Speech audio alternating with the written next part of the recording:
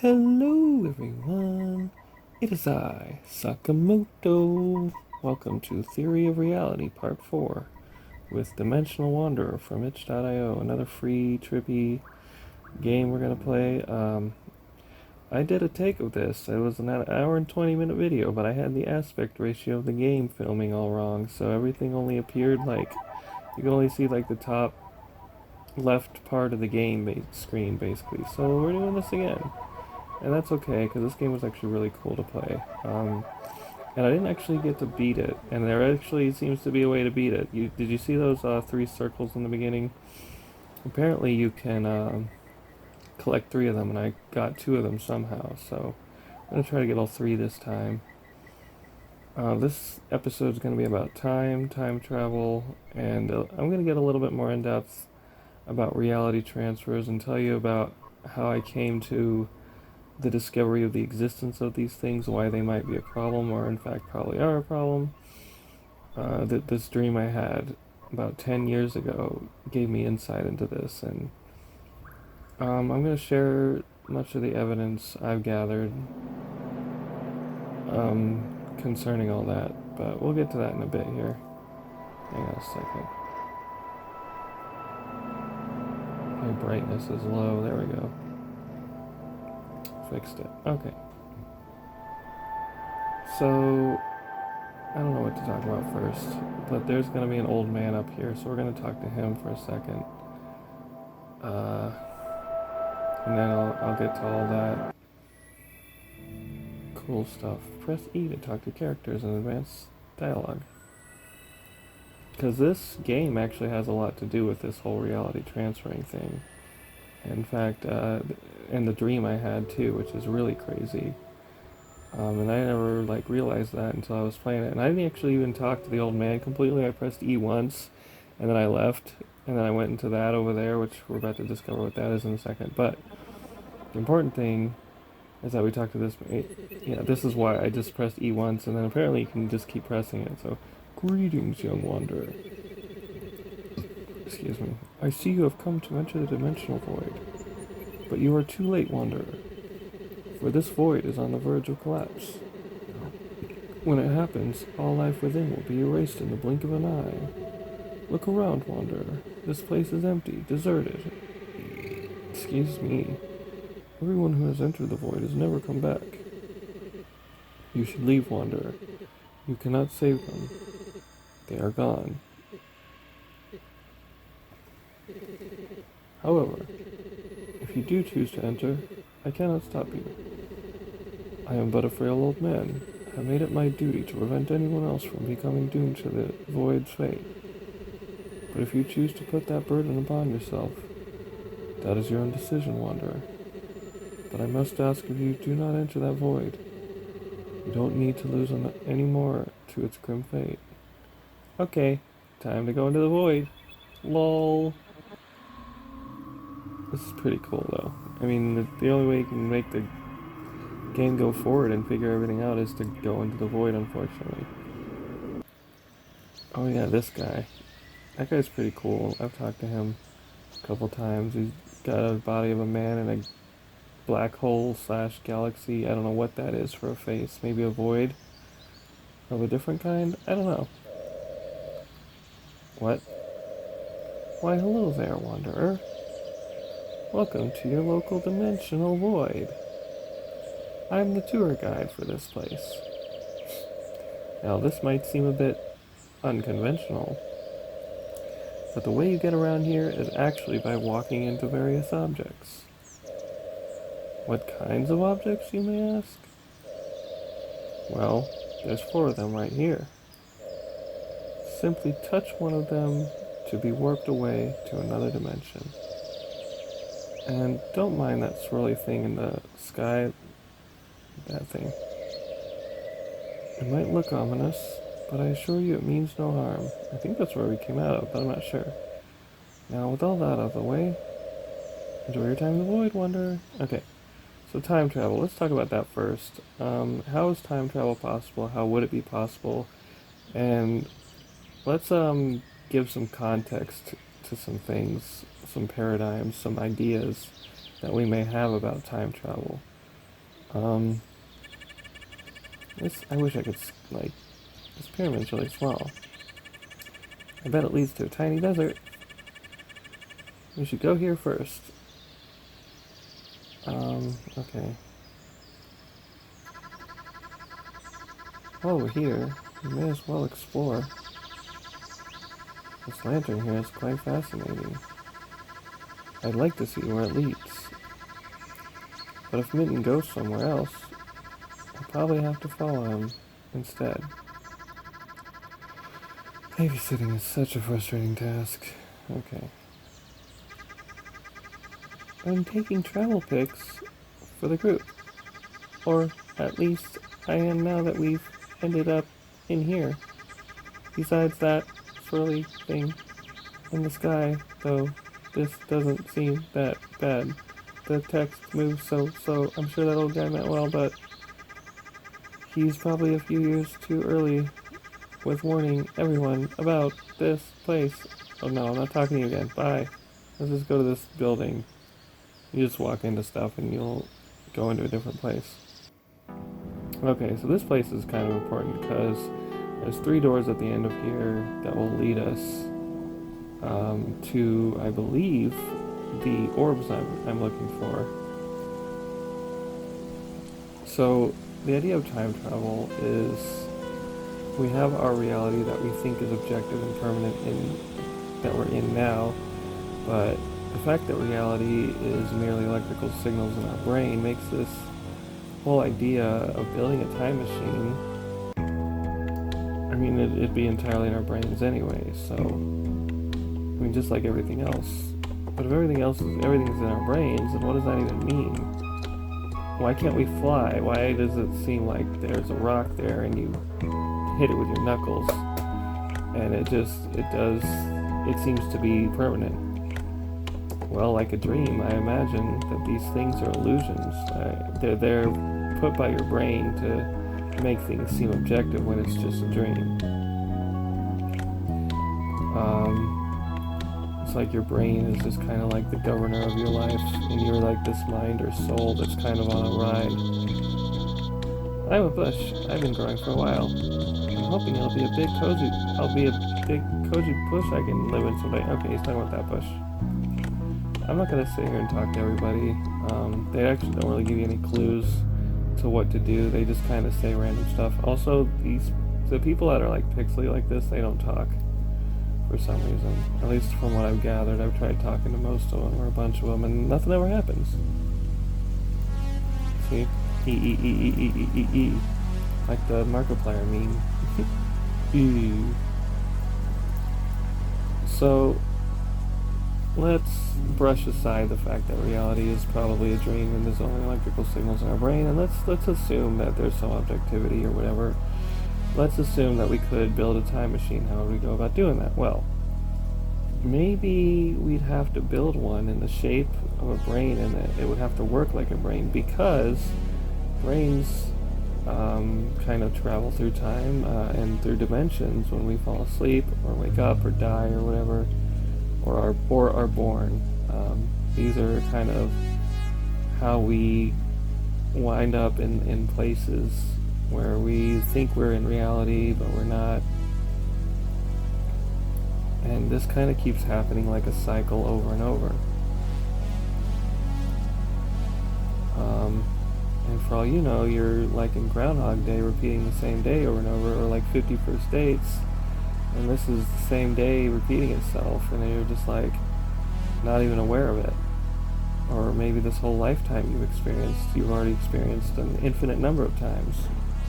Like Donnie Darko, when you read more into that or watch the director's cut, you find that the whole point of Donnie Darko is that he is what's called the living receiver, and there's a tangent universe that gets created, and his whole purpose is to shift reality itself into a ordered, proper universe. Which I'm gonna get to that in a little bit too. That has to do with my dream that I was talking about earlier, about what made me realize the whole reality transfers thing, because I was told in the dream that my mission my purpose was to figure out this reality transfer problem and stop it from happening. Like I said, I'll go more into that depth in that later. But for now, let's keep talking about time travel, because that kind of coincides with this. The whole multiverse thing, the brain thing, the building a time machine with a brain, right? That are in the shape of a brain, that works like a brain.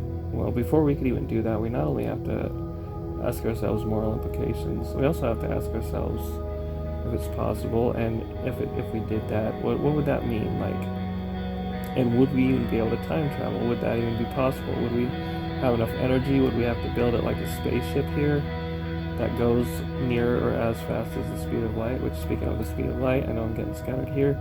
Sorry about that. I kind of just do that.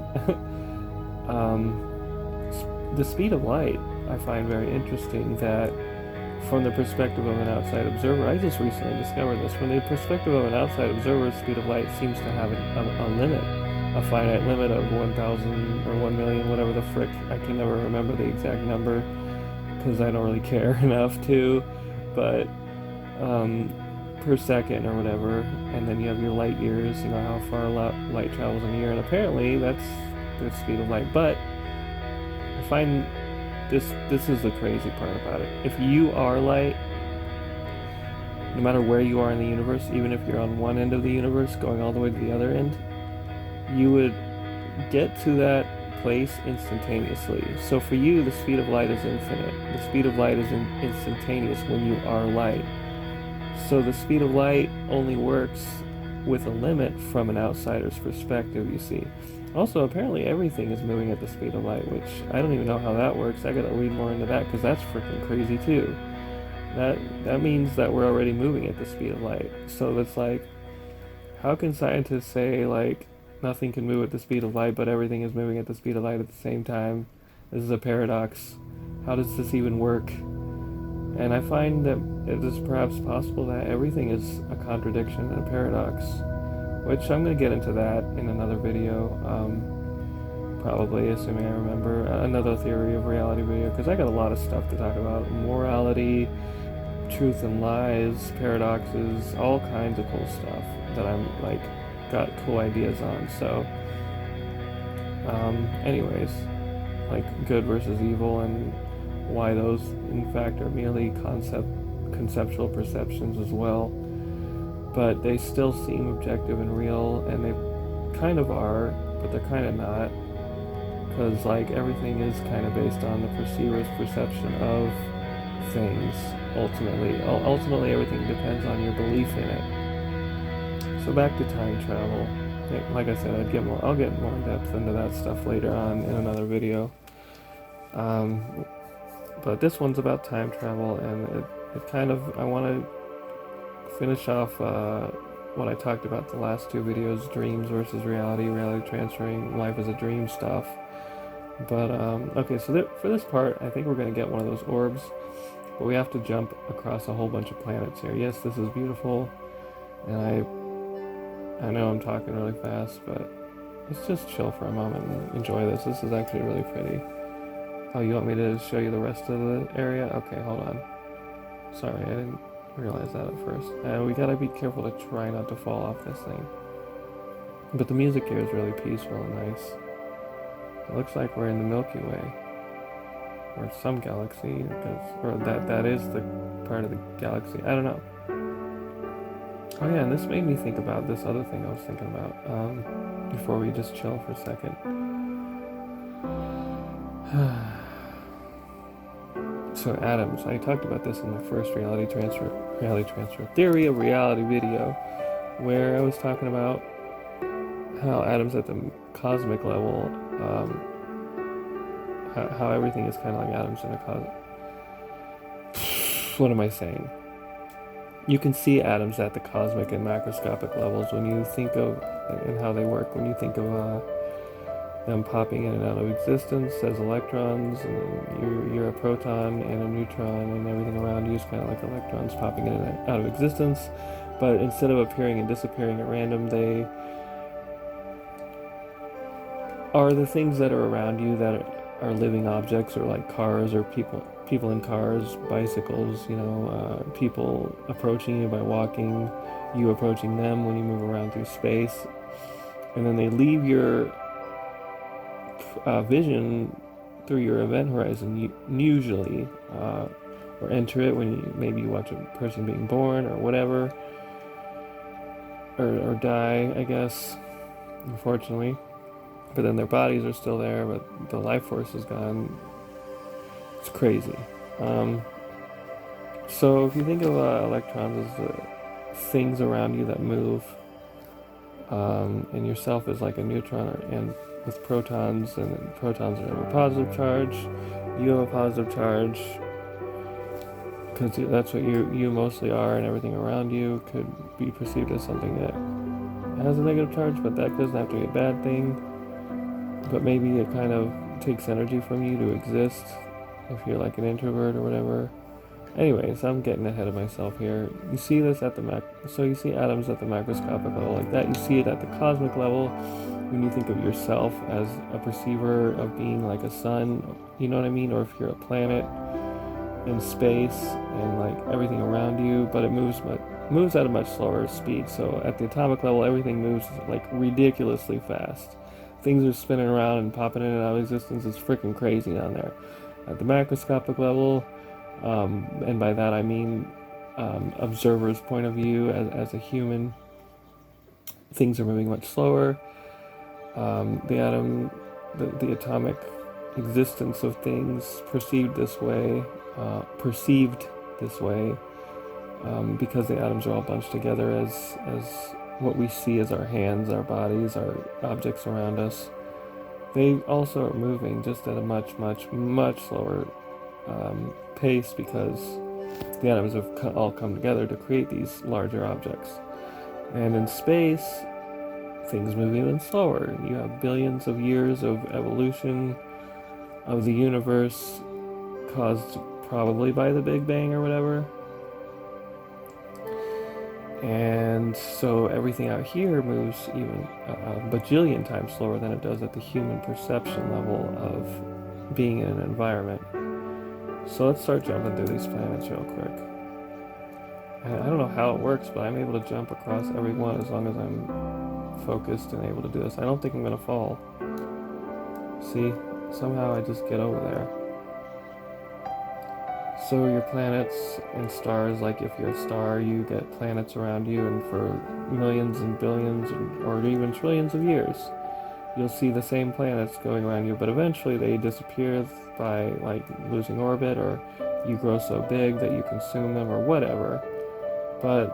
And you'll see asteroids and maybe even other planets or black holes going by, all this other random weird stuff. So at the macroscopic and cosmic level, reality is just as weird as it is at the atomic level. It just moves, all that stuff happens much slower and in weirder ways than it does at the atomic level, because they're all bunched together.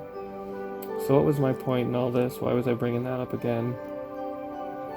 Well, they say that an atom is mostly empty space with, all its weird little quarks and protons and neutrons, and what neutrinos aren't even a part of the atom, I don't think. And then every part of the atom also has particles as well.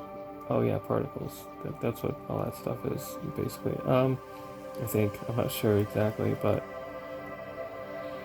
at the cosmic level, you can clearly see it's mostly empty space, but not entirely empty, not entirely vacuum, because every cubic foot there's a few atoms inside each cubic foot of space. So when you're at this level, you can see clearly, if you're like here on this planet or on this star or whatever, everything is far away from you, as though it's mostly empty space, as though, at the atomic level, you can see it here, I guess. That's the best way I can put what I'm trying to say right now, because, yeah. Oh, we're back here again. But, okay, yeah, you see the purple light up at the top? That means we got the first orb. So I think to get the orbs, we have to enter them like that or something. I don't know. We'll figure it out. Okay, we got the first orb. Is that going to take us to one? No, because there was like a purple one, a red one, and I don't remember the other color. But it doesn't matter right now. So back to time travel. We think of time travel as time, the fourth dimensional construct of our universe. First dimension being a line, second dimension being a flat plane created out of that line in 2D. That's just that's it, for the second dimension. The third dimension being including height and width and an environment like this and objects like this and your body and your human body and everything. And then we call the fourth dimension time for some reason, at least conventionally in conventional science. But I have to wonder about time in the first place, right? We only ever experience the present from the inside of our brains while we're here inside our brains, experiencing what we think is reality. And when we think of the past, we travel to the past by thinking of it with our memories, if we have memories of a past, if we don't have amnesia, if we're not in a 51st states kind of situation, but maybe in reverse, or whatever, you know what I'm saying? Like if you had Alzheimer's or dementia, some people just can't remember anything.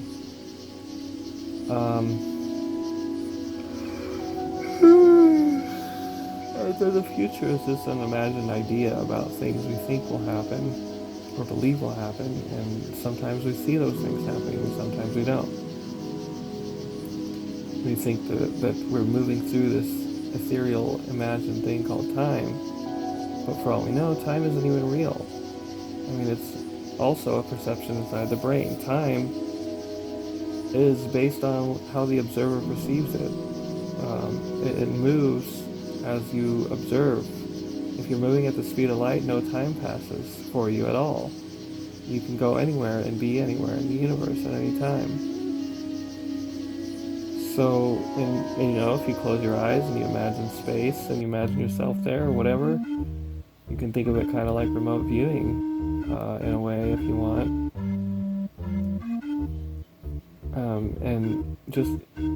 And since reality exists only in your brain, for all you know, you're actually like a yoga, like a dream yoga type expert, actually experiencing what's actually out there. Because, like I said, everything is just in your brain, anyways. Whenever you're using your eyes or your nose or your mouth to taste, or your skin to feel, or your ears to hear. But I'm getting ahead of myself. Let's assume that time is actually real. Let's assume that there's a past and a present. For real. We could talk to these rats. They're kind of rude and annoying. Nobody uses this well anymore. So me and my... Oh, this one's kind of nice. So me and my buddies moved in. Just watch where you're stepping. I don't want to get splashed. Okay. Well, one of them was rude, and it wasn't that one, I guess. Maybe it was this one down here.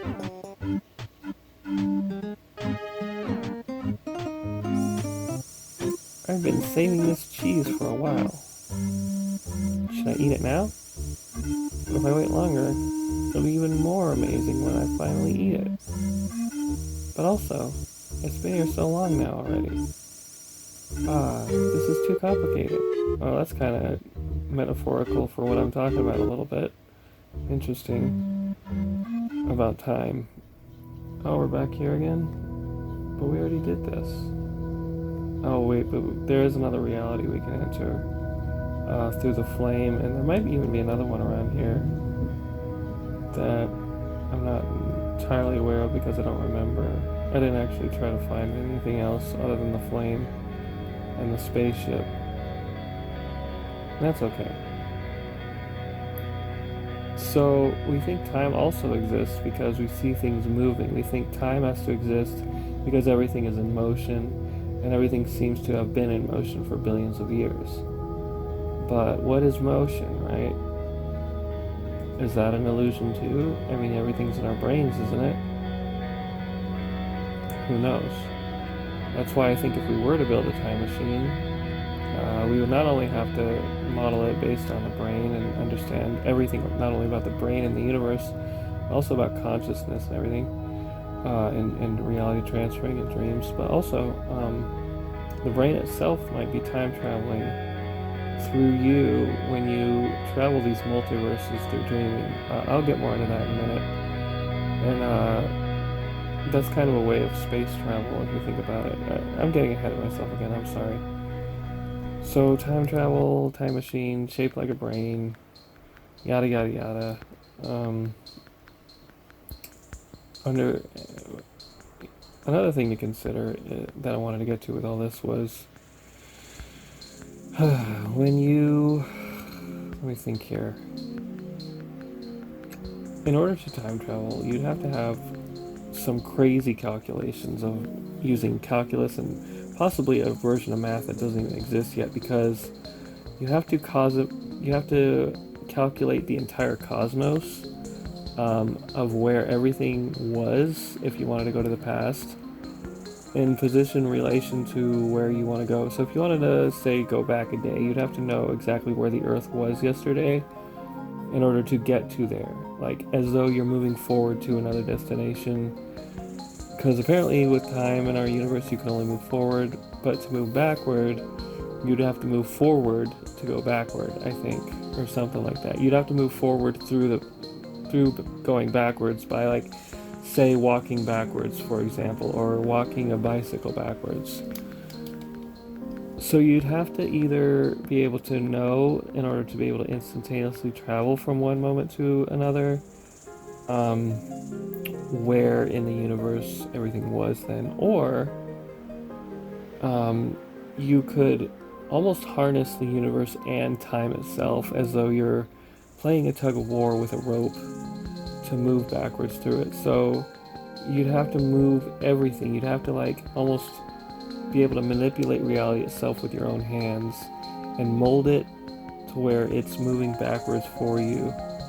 You'd turn back time with your hands in a way, with your brain.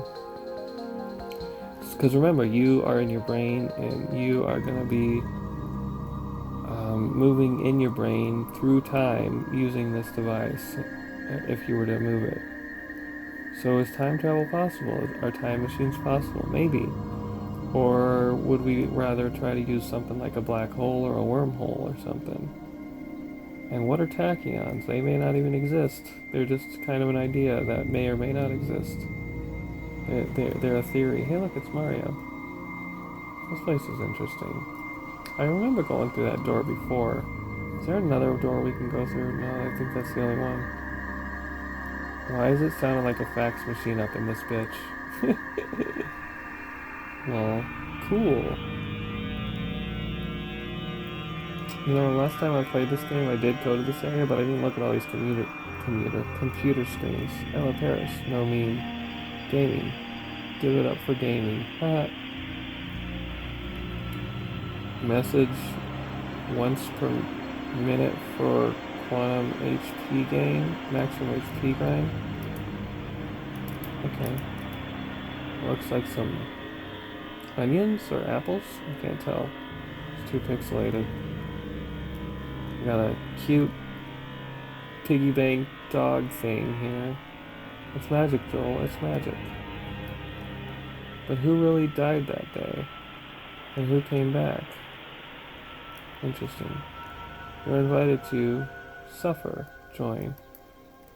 Yeah, we're going to get into that too in a video. We're going to get into suffering and how that works as well. I got a lot of knowledge in this head of mine that is just, like, unfortunately kind of limiting to how I can explain everything with words. Crap, frick. Alright, skeleton guy. I'm going through this portal, I guess. Oh, we're back here again. Cool. Interesting. Oh, and you know what's cool about this game? I've discovered that when you go through anything, and you try to go back, you wind up in a different place. I wonder if we can go back to where we just came from. I think you can go into, no, you can go into, like, lakes and stuff too, and that'll take you some weird places. I think there might be one around here. That's not a lake, that's just a shadow apparently or something. I wonder if you can jump off the edge and go somewhere. I don't know. I like the movie Time Freak because Asa Butterfield, I'm sorry, I'm butchering his name probably. I don't know how to pronounce it. I've never actually heard it pronounced before in any interviews or anything from anyone or himself. So, but I have seen him in movies, a bunch of movies. But the movie Time Freak, the way time travel works in that is he invents it, and he invents a time machine that allows him to, once he goes inside the time machine, he only moves his consciousness to another time his consciousness existed in the past. So that's cool. And I think if we were to try to invent time travel or a time machine, maybe we'd want to incorporate something like that. And maybe we even want to incorporate other possible paradigms or ideas from other time machine movies. Like, if you were to take every idea of time machine and maybe try a time machine like the one from Primer, like the one from Back to the Future, you know, maybe someone could figure out how. Like, I kind of want to do that and maybe do a follow-up to this video and another theory of reality video. I think I want to go this way. I think we're going back to... Okay. Interesting. What happens if I go back this way? Okay, we're in this area. If you were to try to combine a bunch of these ideas and stuff... oh, another one. My favorite time travel movie is actually Project Almanac. I love I love Time Freak for the way it works, but Project Almanac is so freaking cool. I love that movie. I kind of want to watch it again.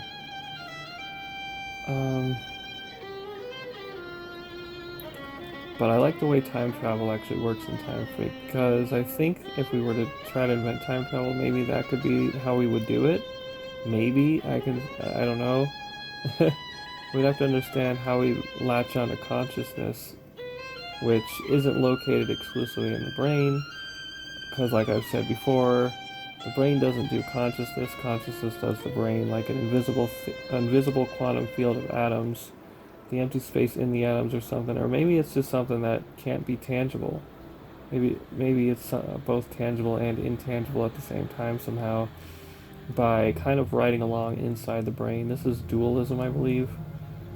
But dualism, singularism, unityism, I don't know what these are called. I'm just making up words now. Oneism, I guess. I don't know. Oneness. These are all things philosophers argue about, but if all truths are true, then it's possible that all these things are true. It's possible that when you die, nothing happens. It's possible that when you die, everything happens. I don't know. We're gonna discuss afterlife stuff too, but I'll give you a little idea of that. My idea of that might be that when we die, we go unconscious and then reappear in another reality as though it's real, just like when we go to sleep. I'm not sure though. I mean, anything is possible. We could also like stay conscious, like we're doing a wild awake induced lucid dream, and stay lucid and aware until we wind up in a new reality. In Buddhism, in the Tibetan Book of the Dead, it emphasizes the importance of staying conscious and trying your best to hold on to your memories and find your way through the afterlife world to where you actually want to go, or else, because as you fade away from your brain is what holds on to your memories. And as you slowly lose that tether to your brain, you slowly become just like a baby again. And you just kind of start wandering around like a ghost that knows nothing. And eventually you wind up somewhere where you don't know what's going on anymore, and you're back in this cycle again of being in a reality like this one as a human being at best, as a paramecium at worst, or something like that. So we want to try to avoid these things by not reality transferring any longer and finding an objective permanent reality, but that could be bad. You guys gotta watch The Good Place. The way that ends is so great. It almost tells you perfectly what things may or may not be going on with reality, or at least in some ways, I might have some things that could be correct or true.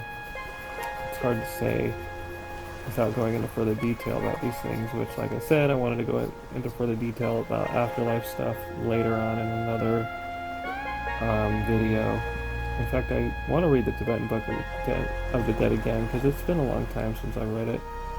And it's why I love Buddhism so much. It's why it's my favorite religion, because I've found that it makes the most sense out of everything. Out of every religion, that's the one that makes the most sense to me. Like I said before, I'm an omnist, so I'm not a Buddhist. I'm just mostly a Buddhist. Like, I'm probably like 70, 75%, or at least 60% Buddhist. And then all the other religions, like, I'm partially, a lot less partial to. I guess you could say like 1% Christian, 1% Hindu, 1% Jew, 1% Muslim. Anyways, etc., etc., etc. And then there's all the other religions, or like 0.5% of this, whatever the amount amounts to. You kind of get what I'm saying, I think, without me having to finish the thought. It's kind of hard to put into words. But anyways, like maybe 10% Taoism. So, time travel. Let's stay focused if we can.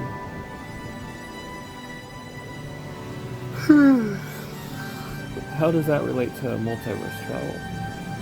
Are these things related? Are they similar? Are they different? Yes, yes, and yes.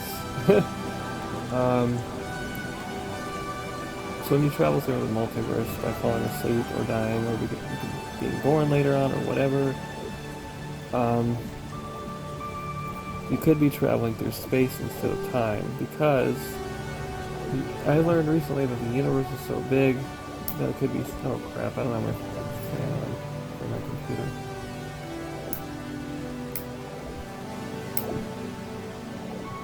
Or I did have it on, but I had it on low. You could be an ultimate sleeper, kind of like in the episode of Adventure Time, Is That You? Really good episode, by the way. And spoiler alert, in that episode, this place is really beautiful. Let's enjoy it for a second. In that episode, it's really complicated to explain, but you wind up, spoiler alert, like I said, in the end, you wind up seeing that Prismo is like a dream, that Jake winds up dreaming and sleeping in order to keep Prismo existing. So, for all we know, for this reality to exist, we're somewhere asleep, and here we are. So, if we're somewhere asleep and we're constantly cycling through different realities while we sleep, just like when we dream, when we sleep at night, because you have multiple dreams when you sleep. Where am I going with this?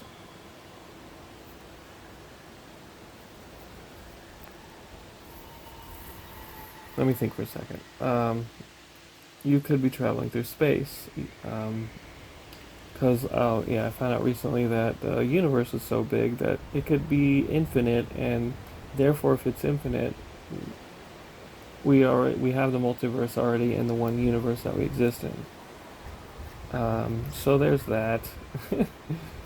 So whenever you fall asleep, you could just be kind of like with quantum entanglement, how two particles, no matter how far apart they are, communicate with each other instantaneously, and when you fall asleep, you could become you could be in some other part of the universe as whatever entity exists on an entirely opposite area of the universe than this Earth, on another Earth somewhere else. Far, far, far, far, far, far away. So far away, it's almost impossible to fathom. But it's there in our universe. So in that way, you may be traveling through space. Einstein says space and time are interwoven as a thing called space-time, and they influence each other. You put a bunch of force on one, it almost like a scale, it'll cause the other one to become lighter, and vice versa, in a way. That's a really bad analogy way of putting this, but I'm trying to simplify it a little bit here. Um, anyways, so we're gonna go through this thing now, and as we do, I'm gonna explain that dream I had. So I fell asleep, and I was in this weird town where I was being chased by. Well, actually, I thought I was alone, but as soon as I thought I was alone, I wasn't alone anymore, and I was being chased by some monster thing, which later I found out was, I think, Satan. Um, and so they were chasing me around in this devil form. They looked like a demon or whatever. And I didn't want to be chased anymore. I wanted to get away from them. As soon as that thought crossed my mind, reality kind of like shifted instantaneously. Not necessarily instantaneously. I saw 3, 2, 1, these numbers appearing in front of me, right in front of my view. And as they did, there were these boxes that kind of shrunk down into the numbers in front of me. And each box was like Microsoft Paint thing with different colors.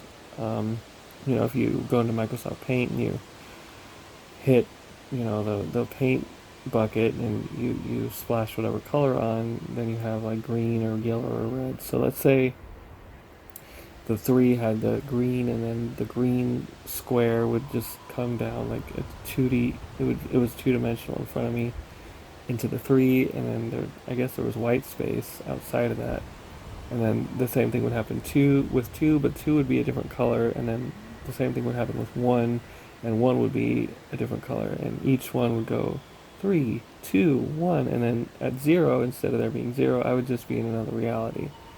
So I was getting chased by the monster. I was in this weird abandoned town in this wallless, like a building without walls, building, but there were pipes and cracked pieces of the wall running all around it. But anyways, so 3, 2, 1, I was in there. I had been chased. I was hiding there.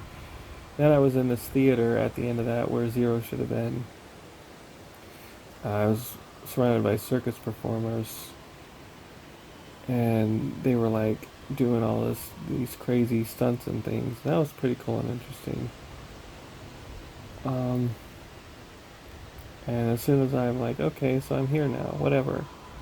3, 2, 1, I'm in another reality, and this kept happening over and over for a while. I just kept on shifting to different weird dimensions, kind of like Doctor Strange and the Multiverse of Madness kind of thing. And speaking of that, that brings me to my next point. At the end of this dream, I met up with Satan again, but he was just kind of chilling there with his back turned to me, looking away, no longer hostile, just kind of accepting my existence. Like, oh, I can't get this guy anymore, or whatever. I'm going to talk to this guy in a second here. Let me finish the story first. So, the other entity that was with me besides Satan was God. God wasn't in a physical form, though. He was a voice behind me outside of my view. And they were telling me, like, okay, so what's been happening to you is the cause of another entity besides you, me, and Satan called Ella. Ella was a feminine, anthropomorphic being like me, and I guess Satan was like a man who was looking away, and God was like just a voice, but Satan was like there, and Ella, sorry, Ella, and I was there, but I was just, observing, like we all are in our brains observing from the inside what seems to be what's outside, but what's outside is actually inside of us. I'll get into that later. Like your body, everything around you, it's all the electrical signals in your brain. Everything is just time and space.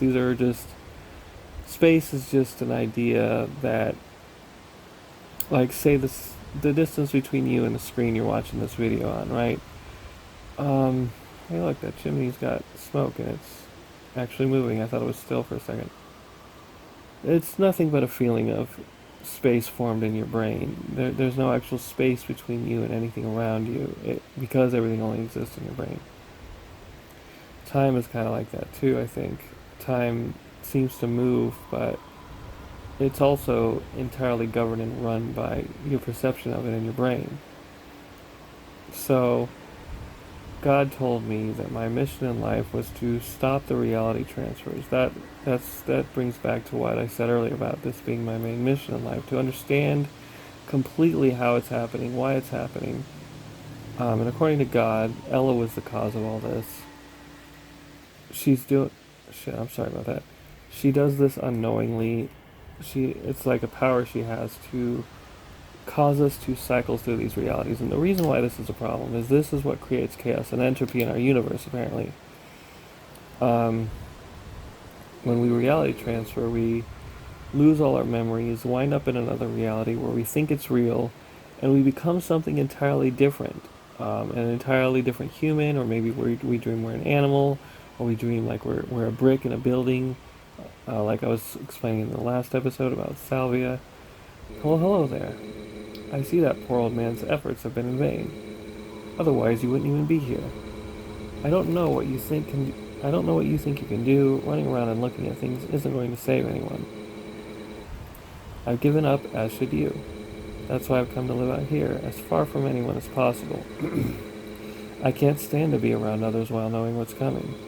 So if you'll be on your way, I'll just be here, waiting for the end of the world. So that, yeah, this goes back to what I was just talking about. This could be seen as Satan, basically. Just kind of like, and the old man could be seen as God talking to me, and then here we are, just observing. Whether we have a body or not, we don't know. We're just kind of a floating consciousness right now. See? And that's kind of what I was in the dream, basically. That is what I was in the dream. Here we want to get to the end over there. That'll bring us to the next spot. But, so apparently, yeah, this is my mission. Goal's mission is to, my life's mission / goal / purpose. The main purpose of my life is apparently not to even be, I guess being a YouTuber is part of it. Hopefully people will watch this and give their insights on how we could figure this out, or if it's even a good idea to not only just try to figure out, but apparently maybe there's two options. Maybe it's either stop existing altogether or have an objective permanent reality that stays and we don't reality transfer through anymore. But we have to reality transfer. We have to fall asleep and one day we have to die. Unless we can become immortal and be inside bodies like that can stay awake 24/7, you can't really be in objective reality. And if, let's say you could stay awake 24/7 from the time you're awake right now and the reality you find yourself in now watching this video, would you want to? That's what I love about The Good Place. At the end of it, well, you'll have to see it. I'm not going to spoil it. Spoiling an Adventure Time episode is one thing. Spoiling that series, it's too good to spoil. I mean, if you're really that curious and you don't want to watch it, just go ahead and look it up on Wikipedia or whatever. But maybe, I don't know, I was going to say maybe the important thing is beauty is in the eye of the beholder kind of thing. Reality is in the eye of the perceiver. Existence is a decision, a choice possibly, to either choose death, choose to go to sleep. I mean, if you don't go to sleep, you die too. That's another crazy thing. If you try to stay awake for as long as possible, eventually you die. And that's insane as well. So it's like, no matter what, no matter where you turn, you have to turn your brain off, go dark, and become whatever you're going to become at the end of all that. Moving through it like you're apparating in Harry Potter. Without realizing it. Maybe you get put into a tight box, squeezed, and etc., etc., etc. That's the blue orb. We need to get that. That's the one I didn't get last time I played. The game froze before I could get to it. Greetings, Wanderer. Greetings, Wanderer. Be welcome to our shrine. We have worshipped the beauty of the orb for many years within this temple. Please, come and be graced by its wondrous shape. So here's an interesting thing. I think this is supposed to be like heaven or whatever, because one of the orbs I found, which hopefully we'll get to, was in a complete opposite place of this. It was like hell, basically. And what was the last one we found? Was it? Oh, it was in space. So it wasn't really neutral. Whatever. So we can move through this sphere quite easily, like this. So let's do that and see if we can get to that orb.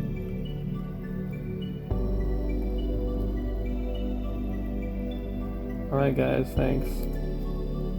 There we go. And now we're back here. And now I should have the blue orb. Yes, cool. And I remember how to get the red one. Well, I don't remember how to get the red one, but we'll find it anyway, somehow magically. Oh, you know what? Oh, this might actually be the way. I was thinking the way was through that deserty place, but this looks familiar. So yeah. The disadvantage of being immortal in one objective reality, though, is you are going to change regardless. You are going to move through it, and your mind will go through emotions and suffering. So should you exist in one objective reality in a human body, if you could, as an immortal human? I mean, yeah, I've watched Kyle Hill's video on why immortality is bad. Because if it was just you being immortal, then yeah, it would be bad. But if everyone was immortal, if all your loved ones could stay with you, maybe that would be good. Maybe that's what the afterlife is. That's what most Christians and Catholics believe. That we are reunited with our families that are dead. And in fact, that's what happens in near-death experiences.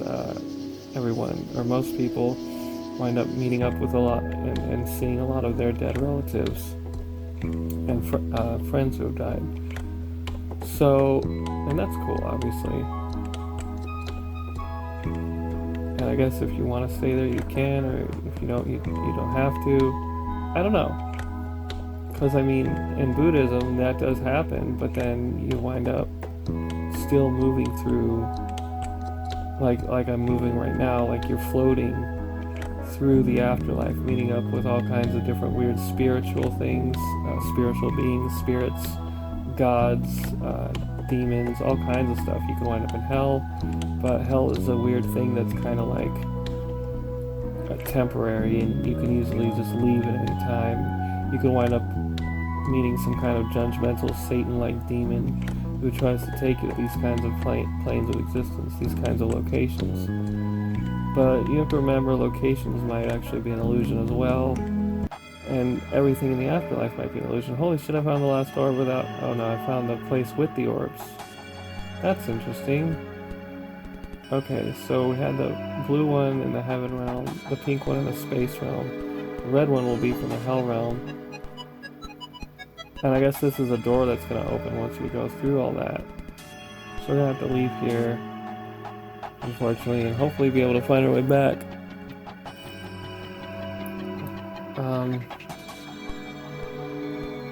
And the reason why you can see hell and heaven, maybe, or at least hell as kind of an illusion, is because the way I like to think of it is it's not like a location or even a purgatorial absence of God, as the Catholics believe, or a place of demons and hellfire. No. Hell is what you go through when you do something that you believe was wrong and that you agree with most people was wrong, such as, at its worst, killing someone or more than one person. You will feel, okay, the void got way, way bigger. It was the size of that guy's head, and now it's gigantic. Okay, that's interesting. I wonder if he says something interesting about what we're experiencing now. I hope you're enjoying your time in the void, Wanderer. Yeah, thanks. We're gonna try the pyramid now, I think. What was I saying, though? Okay, last time I was here, I think I tried to go into the lake. Let's see if we can go into anything else around here. Like that obelisk. Or statue, rather. I mean, it's an obelisk, but you could also, I guess, call it an effigy or a statue. I think effigies are like mini statues. I'm not sure. They could be big. These are all just basically synonyms for statue. Okay, we found ourselves back here again. Cool.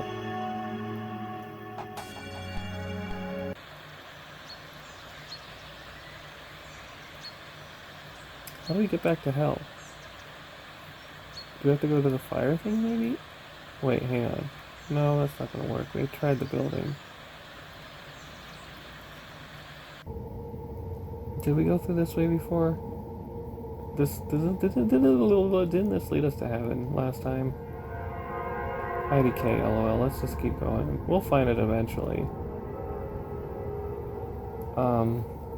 So yeah, I believe hell and heaven are mostly have to do with when we're from a neutral state of not being in pain or suffering in any way. We can experience these things as not being tortured by external forces, but if you're in the spiritual realm, it's most likely being tortured by what you believe you did in your past, whether it was mostly good or mostly bad. And the ultimate judge of all that is actually you. And in this way, you can see yourself as God, if you want to, but you don't have to. I mean, you can believe in higher powers too. In fact, they probably do exist because, you know, you didn't just fall out of a coconut tree, right? I mean, you know you probably do have a past, but you only know it's probably true, which is where quantum mechanics comes in, and everything being based mostly on probability. Now let's get back to time travel. I know I'm getting a little bit scattered here, but I pretty much made all the points I wanted to make about everything else that we've talked about so far. I think that, at least in the important context of importance, because I do want to get back to where I think I want to talk about reality transfers a little bit more, but that's what I call them when you fall asleep or whatever, or maybe you die in a dream and you wake up. Either way, I've died in dreams a bunch of times and woke up and been like, what the hell was that? But, okay. Time travel, what was I just talking about? Frick, I was going to get to some point about something that was important about hell, heaven, guilt, innocence. Trying to remember by cycling through. Damn it, man. Got too much on my mind about all this stuff that I want to talk about.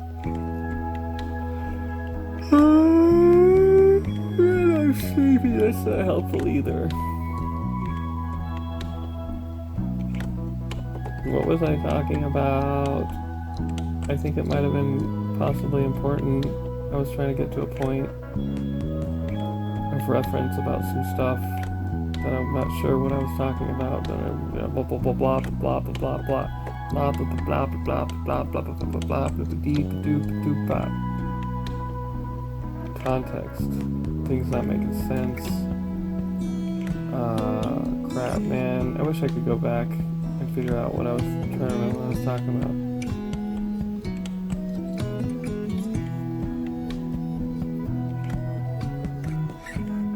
Oh well. If you guys want to ask me in the comment section, or remind me in the comment section, I'll maybe answer by either leaving your comment pinned and replying or whatever. Anyways, so what do I want to talk about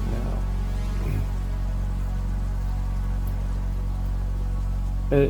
It's also entirely plausible that, you know, higher power isn't God, and you could see yourself as God. That's what I was talking about, if you wanted, but higher powers probably do exist, because you didn't just follow a coconut tree, you probably have a past, but oh, right, past, present, and future. That's what the point I was going for with this. It has to do with time travel.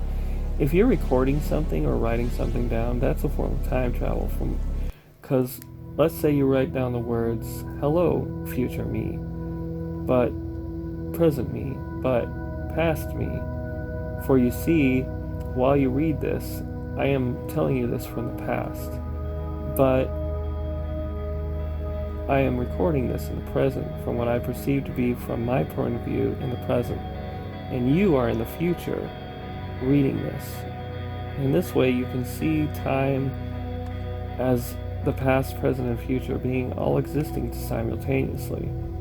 So let's say I'm talking to myself in the future from where I am now, I'm from that perspective in the past, but from where I am right now, from where I'm in the present, right? And when I'm later going to be in the future, if I go back and listen to and watch this again, I'll be seeing where I was in the past, at least a copy of it, through this video that's being created with my voice and the visuals of what we're seeing here. Isn't that crazy? I mean, stuff that sounds like a Jaden Smith tweet.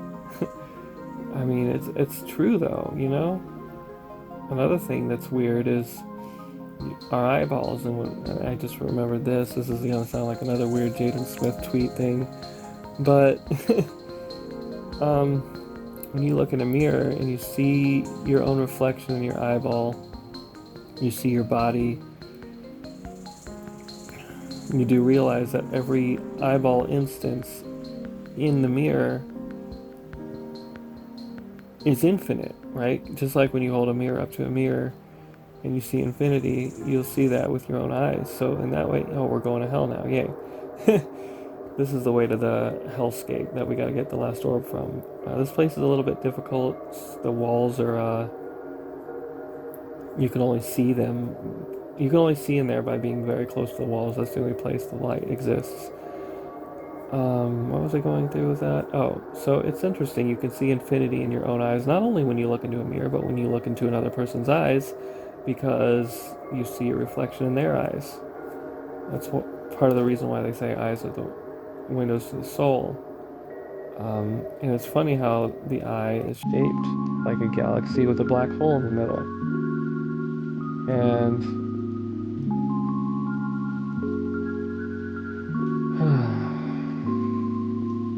reality could be shaped like that too. And yin yangs, you can see in the same way. Kind of. If you look at, I don't remember if I went over this in one of my previous reality videos, but if you see yourself as the black part of the yin yang, the little dot in the white, and you see the white around as your horizon of reality that you're seeing with your eyes, and then you see what's beyond that, you don't know what's beyond your horizon, you never know. But then you see the white dot in there, that's possibly what's creating what's around you that you can't see. That could be like another you, or a higher power, or God, or whatever. Anyway.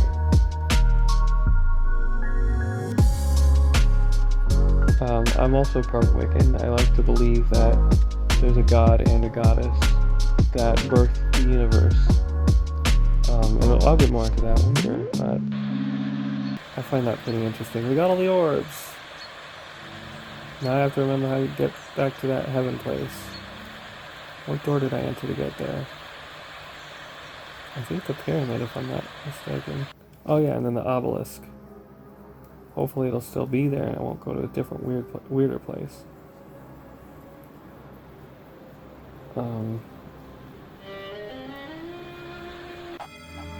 Aha! We found it. This could be the end of the game, everyone. So reality transfers. That's, this is almost like a plea for help. I had this dream 10 years ago. And since then, I really find myself at a loss to even, almost like something when you try to grab air with your hands, it feels like it. I feel like I'm trying to get to a grounded, true objective paradigm of all this. I feel like by coming from a random reality that I exist in now today, I mean, for all I know, the entire universe spawned into existence when I woke up today, right? Coming from that, it's impossible, it feels like, to get to a point where that idealized objective reality, if it even is idealized, could exist. Maybe it is more idealized for existence to not exist anymore. Maybe existence already doesn't exist and we're all already dead, like in that Kurzgesagt video about what was the video called? It was a weird one about reality and how we could be living in a dead universe because according to mathematics it's infinitesimally more likely that you're a floating brain in a dead universe than a real human in an alive universe. Like, it's like 1 to... I can't remember the numbers, but you'll have to watch the video. If you remind me, if you leave a comment down below to ask me to leave a link, I will. It's a pretty interesting video though. I mean, I guess you could try putting in the search bar Kurzgesagt dead universe theory. They explain it a lot better than I'm trying to explain it. This place is interesting. I wonder what we're doing here. Is this how you save everyone? You find these 3 orbs, one that represents hell, one that represents space, I'm gonna guess is the observer. I'm guessing the hell one represents God. I didn't even see the hell place though. That's weird. Whatever. I'm not gonna worry about it.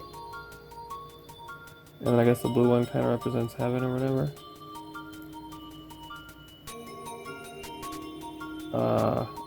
This is a dead end. Is this a maze? Do I have to go back? Great. Wait, hold on. Can I press E to interact? No. That's okay though.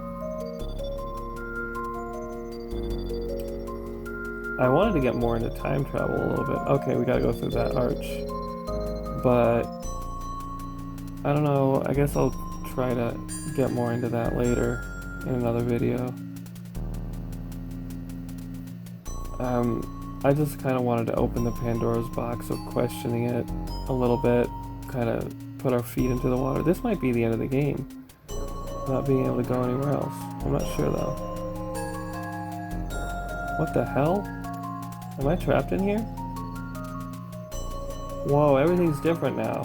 Okay, this is weird.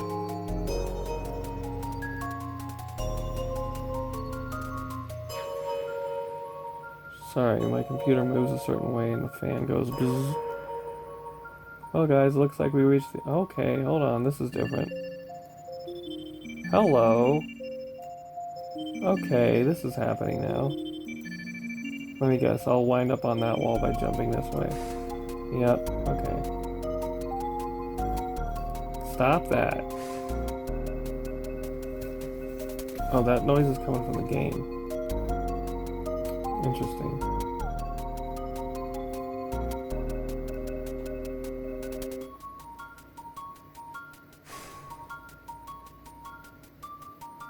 One must wonder if it is perfection and bliss to be silent in the mind, as though meditating. But then, what are you consciously aware of without context or desire? This is a Buddhist concept, but this is apparently how to reach nirvana according to Buddhism. But the ego won't let go of concepts, of desires, no matter how much we try. I don't think it's possible to eliminate altogether, and if you did, not have any desires altogether, or emotions, then everything would just be kind of like blah, I think. So it's like you gotta try to figure out how to put everything into a context that melds together, you know? Like some kind of one world religion unified thingy majigger. And maybe that's part of why I'm making these videos, because I'm trying to bring everything into one unified idea, I believe. This is interesting. Everything being illusory, but also seemingly realistic. A dream but not a dream. True but not true. We're alone, but we're not alone. Somehow everything can be true and not true at the same time, I think. Which goes back to me talking about earlier how everything might just be a contradictory paradox. How do we unmake that, though? We don't want paradoxes, do we? I don't think so. I don't think we want contradictions. I think we want clarity, objectivity.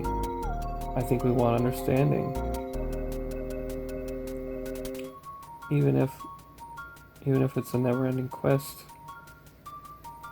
to get somewhere. Or maybe the point is the quest. Oh, hello, black hole. Void type thingy. That's interesting.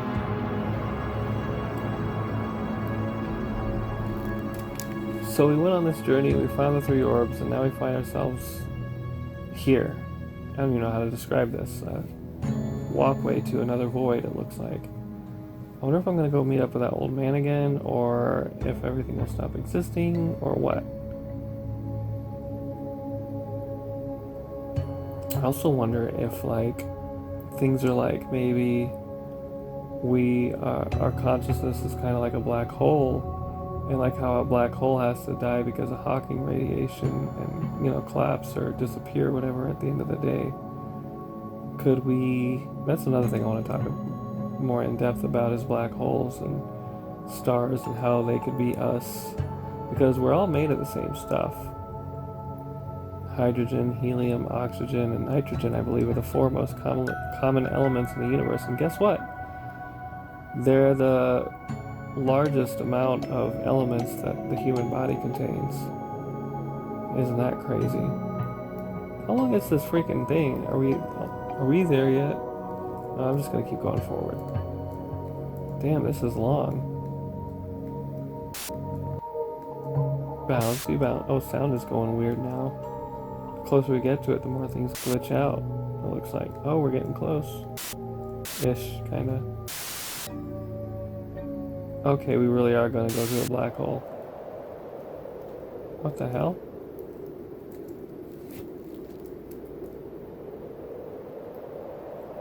What is this kind of singularity shit right here?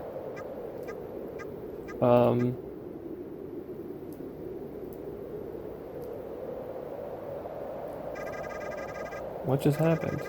Where are we?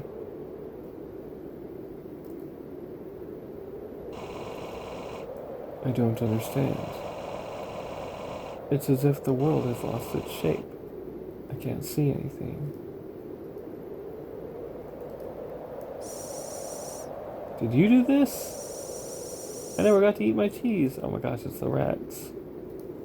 Or the rat that was saving his cheese. I'm sorry. I'm not sure what to do right now. It's as if everything has stopped and gone blank.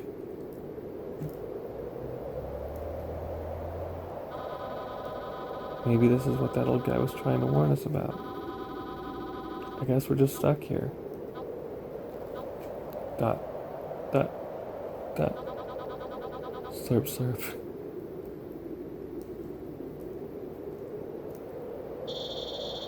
Where are we? I'm scared. Where's the big tree?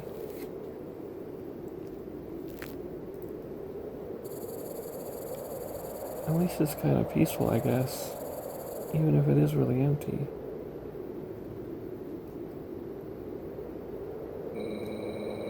So, it finally happened. I told you it wasn't worth the effort. You jumped in here all on your own, and this is what you got. Along with everyone else who ended up stuck in this awful thing. And now we're just stuck here. Forever. Good job. See, this could be the problem with trying to create objective reality, a permanent objective reality. Imagine if that is my mission and I'm trying to do that, what if being stuck in it would be bad? I mean, we know that in our universe, the Earth is only going to last so long. Eventually, the whole universe will die, whether we want it to or not. Hey guys, I found a light switch. So perhaps we'd have to go through go to a different dimension, or hit a light switch like that, and then we'd get this, which is what we might be trying to achieve. Dimensional Wanderer, came by Scott Scarfcat Schaefer. This was fun.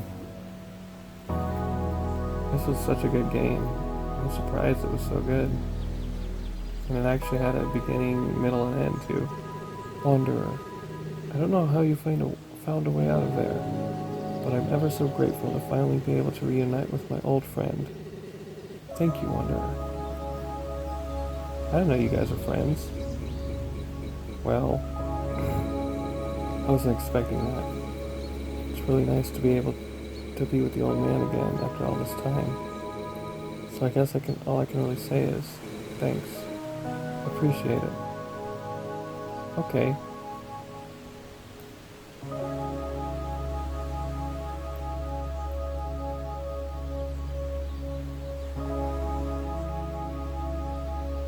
Okay.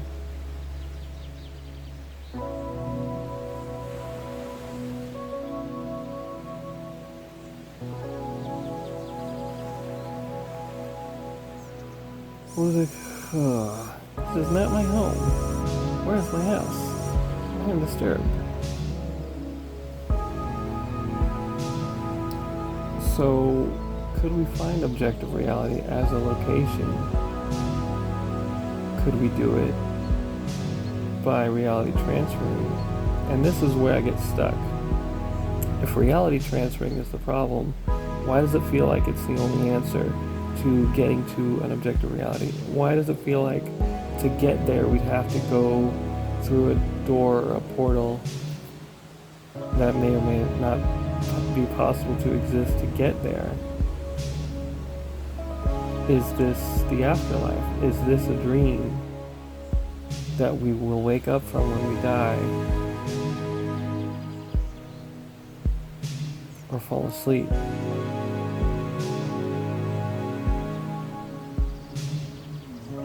Is permanent reality possible? Is it desirable? These are questions I need answers to, and that's what I was trying to say earlier was I want you, if you guys can, please leave me some comments about your ideas about all this stuff I'm talking about. Maybe you have some insight that I haven't thought of, despite trying to figure this out for the last 10 years of my life, ever since I had that dream. Because this is almost like a cry for help in a way. If my main mission in this existence, in this reality, is to understand this problem and solve it and unify everything and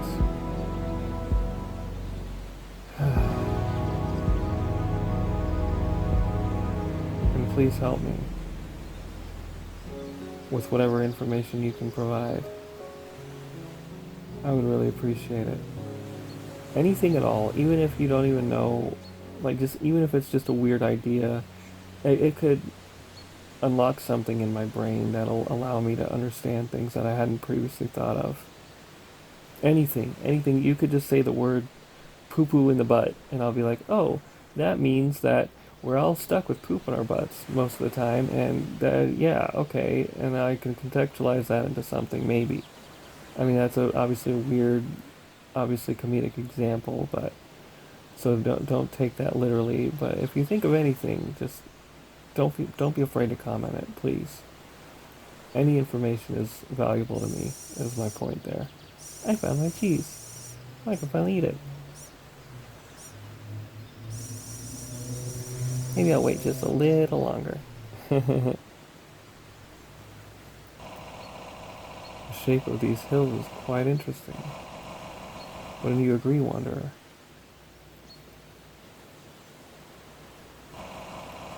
We're very sad to no longer have the orb in our possession. It taught us many things. We shall carry its legacy with honor and grace. So yeah, I think I made the point clear. I think about my dream, about let me re-speak what I'm trying to say here. I think I finished talking about the dream. I think I pretty much gave all the story of that dream justice. I don't think I'm really missing anything important about it. What else did God say to me? Basically, like what I told you, like that my mission was to figure this out. That this is the reason for my existence, the reason why I'm here in this lifetime. At least the main reason. I'm sure there's a lot more, obviously, to my purpose than just that. I want to read this. And you for it's a thank you. My wonderful and supportive friends whom I wouldn't ever be able to all list here. You know who you are. Thank you. I really love you guys. And you for taking the time to play this weird mishmash of a video game.